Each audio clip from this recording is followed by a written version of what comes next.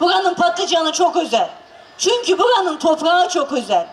Buranın suyu çok özel. Buranın güneşi çok özel. Buranın insanı çok özel. Siz çok özelsiniz. Kendinizi bir alkışlayın bence.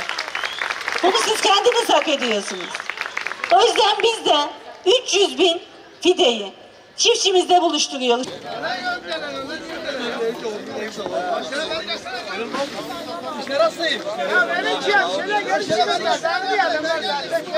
Biraz geride durun.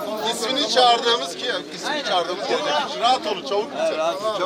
Çok çabuk biter. Hiç şey yapma burası. 6 tarifin üstü senin 9.